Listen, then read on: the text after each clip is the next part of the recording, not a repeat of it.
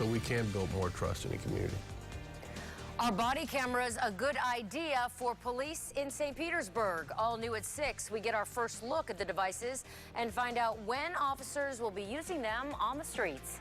Good evening and thanks for joining us. I'm Wendy Ryan. And I'm Brendan McLaughlin. St. Petersburg Police will begin testing body cameras in January. Today, the police chief gave us our first look at them. New at 6, our Serena Fazan joins us with reaction to the cameras. And Serena, we understand you're hearing a lot of officers are pretty opposed to them. That's right, Brendan. You know, the police union says the cameras are an overreaction to the situation in Ferguson, Missouri. But the chief tells me it's all about building community trust, and that's why he's seriously considering equipping every officer with a body camera.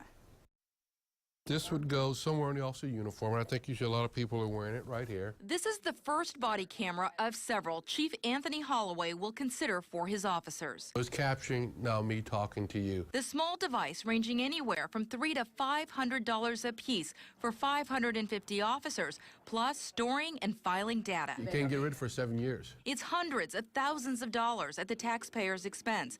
Beyond cost, the chief has other serious concerns, including When can and cannot record? Is there some type of expectation of privacy? He personally prefers the dash cams, but beginning in January, a group of his officers will start using these on their shifts, expected to record direct contact with citizens. It's a new tool he needs to consider for this main reason. I think it's coming down to a point of people feel, what do you got to hide? While the chief tells me his decision has nothing to do with national headlines, the Police Benevolent Association strongly disagrees. Our opinion, it's being more reactive to the Ferguson shooting. St. Pete's dealt with its own unrest dating back to riots in the 90s after a white officer killed a black teen.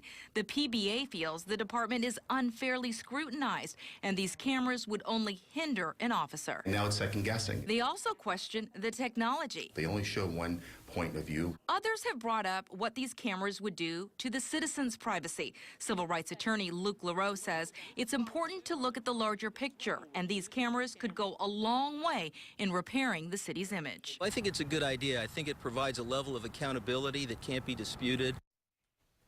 Now, the chief will make a decision after he sees the results of his test program. The union says if cameras are approved, they will fight to make sure clear policies are in place. By the way, Tampa Police begins testing their cameras in January.